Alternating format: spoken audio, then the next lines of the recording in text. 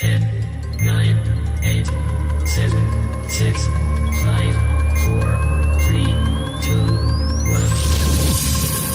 Hoy os traemos un programa muy especial en el que vamos a ver cómo fue uno de los primeros enfrentamientos entre las tropas alemanas y un solo carro de combate soviético tipo KV-1 durante los primeros días de la Operación Barbarroja. A continuación, vamos a ver de forma muy clara la gran dificultad que tuvieron los alemanes para enfrentarse a estos potentes blindados soviéticos, los cuales parecían indestructibles, y las diferentes técnicas que tenían que llegar a usar para dejarlos fuera de combate. Bien, pues una vez dicho esto, comencemos por el principio.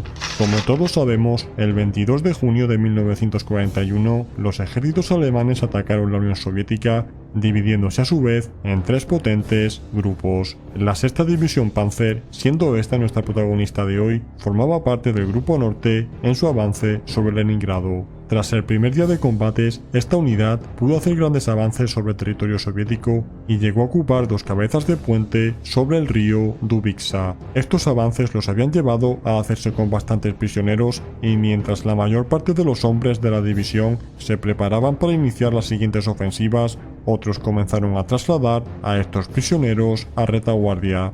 En uno de estos camiones se montó a 20 prisioneros soviéticos y rápidamente se puso rumbo a la localidad de Rasenai. Fue aquí cuando, al poco de iniciar su marcha, el sargento alemán que conducía el camión tuvo que parar en seco y detenerse ante la visión del KV-1, el cual se encontraba justo delante de su camino, en medio de la carretera. La sorpresa del alemán, así como la de sus prisioneros soviéticos, fue total, y sin perder el tiempo y aprovechando esta confusión, estos rápidamente se abalanzaron sobre sus guardias alemanes.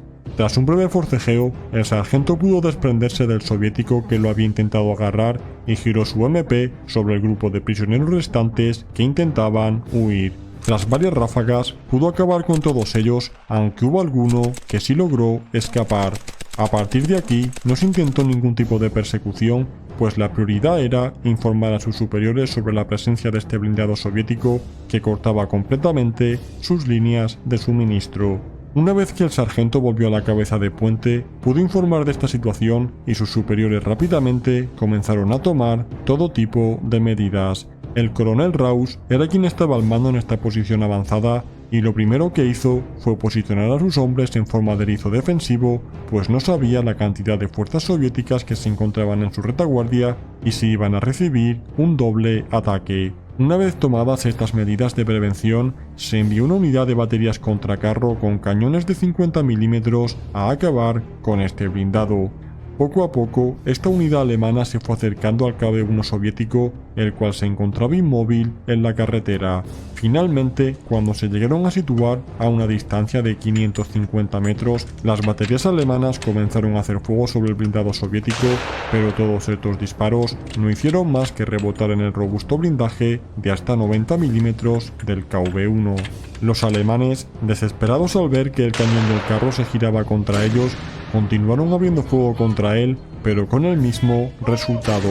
Tras efectuar hasta 8 disparos por cañón antitanque, el KV-1 pudo localizar a los alemanes y comenzó a disparar sobre ellos, dejándolos a todos fuera de combate. Debido a la poca efectividad de estos cañones de 50 milímetros, los alemanes hicieron uso a continuación de su famoso cañón antiaéreo de 88, el cual comenzó a ser trasladado desde la ciudad de Rasenai. Este cañón sí que tenía la capacidad para poder penetrar el blindaje del carro soviético e iba a ser posicionado en su parte trasera, por lo que nada podía fallar en esta ocasión. Sin embargo, cuando este cañón se aproximó y se posicionó a una distancia de unos 800 metros, los soviéticos detectaron su presencia e hicieron fuego sobre el cañón de 88 antes de que este pudiese disparar. Este disparo dio justo en el blanco y dejó fuera de combate a este cañón antiaéreo alemán. Habiendo fallado el segundo intento alemán por destruir el KV-1, la situación para las tropas de la cabeza de puente comenzó a ser cada vez más crítica. Se estaban quedando sin munición ni comida en su intento por frenar los diversos ataques que seguían recibiendo de los soviéticos y estaban comenzando a hacer uso de sus raciones de emergencia. Los mandos alemanes pronto llegaron a la conclusión de que ninguno de sus cañones contra carro ni sus propios blindados tenían la potencia suficiente para abatir a ese acorazado soviético, por lo que decidieron enviar un grupo de zapadores con explosivos para esta tercera ocasión. 12 hombres fueron los que finalmente fueron enviados a destruir este blindado soviético, los cuales tenían la difícil tarea de aproximarse al vehículo para colocarles las cargas explosivas. Ya que esto hubiese sido imposible durante el día, los zapadores efectuaron esta acción por la noche. Una vez que estos hombres se comenzaron a acercar al KV-1, empezaron a escuchar de forma cada vez más nítida distintos sonidos que les hacían darse cuenta de que los soviéticos se encontraban cenando. También se dieron cuenta de la presencia de ciertos partisanos que los estaban ayudando, llevándoles esta cena hasta el carro de combate. Si bien los alemanes tuvieron la tentación de abalanzarse sobre los soviéticos justo en ese momento, decidieron esperar a que los partisanos se marchasen, pues de iniciar la carga en ese momento, los soviéticos hubieran podido ocupar posiciones dentro del carro de combate y ametrallarlos a placer. Tras aproximadamente una hora, los partisanos se fueron y la cena terminó. Fue entonces cuando los zapadores alemanes se colocaron junto al KV-1 soviético sin ser vistos y colocaron sus explosivos. Rápidamente los alemanes encendieron la mecha y se alejaron. Al poco se escuchó una fuerte explosión, a lo que le siguió todo tipo de disparos procedentes del vehículo soviético.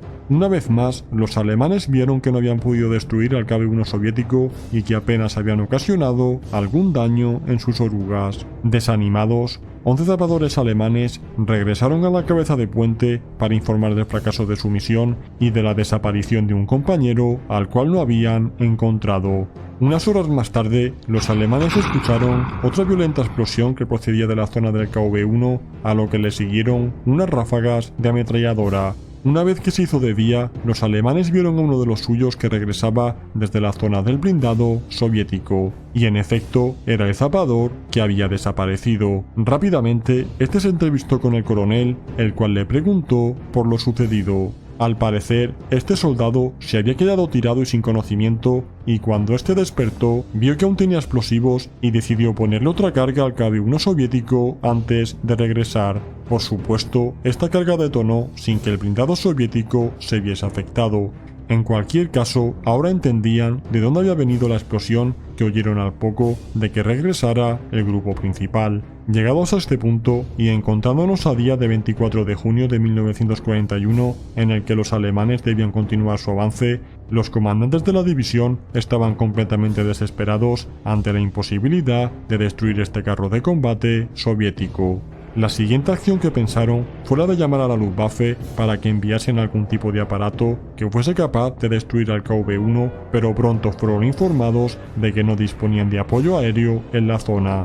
Así que, estando la situación así, la única salida que tenían era la de volver a hacer uso de algún otro cañón de 88 milímetros. El primero había fracasado antes de que pudiese llegar a disparar, y esto era de nuevo un riesgo que no se podía volver a correr. Para ello, el coronel Rausch envió en esta ocasión a 3 de sus Panzers a atacar al KV-1 de forma frontal, con el objetivo de que éste no se diese cuenta de ninguna de las acciones que se iban a producir a su espalda, en la que se iba a posicionar un nuevo cañón de 88. Una vez que cada unidad tuvo claro cuál era su papel, este cuarto intento por destruir el KV-1 se inició. Los carros de combate alemanes pronto pudieron fijar la atención del blindado soviético, el cual comenzó a recibir disparos desde 3 posiciones diferentes. Mientras estos disparos se producían entre los distintos vehículos acorazados, el cañón de 88 se pudo posicionar detrás del KV-1 sin ser detectado y comenzó a apuntar. Tan pronto como pudo, el cañón alemán abrió fuego y obtuvo un impacto directo sobre el blindado soviético, el cual comenzó a girar su torreta en dirección al cañón alemán. Un segundo y un tercer disparo volvieron a dar de lleno al KV-1 soviético antes de que llegase a completar el recorrido. Tras este tercer disparo, el carro de combate soviético permaneció inmóvil, pero no llegó a arder, por lo que la dotación del cañón de 88 llegó a realizar otros 4 disparos sobre él. Llegados a este punto, en el que los alemanes pensaban que nada podría sobrevivir a eso, estos comenzaron a acercarse al KV-1 para analizar mejor la situación. Se dieron cuenta que de los 7 disparos del cañón de 88, tan solo 2 fueron los que habían podido penetrarle, mientras que los otros 5 tan solo habían ocasionado algún daño en el blindaje. También vieron hasta un total de 8 disparos de los cañones de 50 mm, los cuales tan solo habían dejado una pequeña marca azul en la superficie del KV-1. Ni rastro había de algún otro disparo de los propios Panzers alemanes, y con respecto al daño ocasionado por los zapadores, este había sido muy pequeño, tan solo en las orugas. Mientras este análisis se producía, los alemanes volvieron a ver horrorizados cómo la torreta del KV-1 comenzaba a moverse de nuevo con la intención de atacar. Mientras muchos soldados corrieron a encontrar un refugio, 2 zapadores rápidamente se subieron encima y arrojaron un par de granadas por un orificio que había producido el cañón de 88. Tras esta última explosión interna de la granada, pudieron terminar los alemanes de poner fuera de combate este blindado soviético. En total fueron 48 horas la que un solo KV-1 soviético había bloqueado toda la línea de suministros alemanas de una poderosa fuerza de ataque. Este episodio, sin ninguna duda, nos lleva a hacernos una idea de estos primeros combates del frente oriental, en la que los alemanes no tardaron mucho tiempo en descubrir las capacidades de las unidades blindadas soviéticas. Espero que este ejemplo real nos sirva para comprender las dificultades que tuvieron los alemanes cada vez que se encontraban con un T-34 o con un KV-1, ante los cuales tenían que recurrir a todo su ingenio para ser capaces de abatirlos. Y hasta aquí el programa de hoy, el cual nos ha traído este emocionante combate.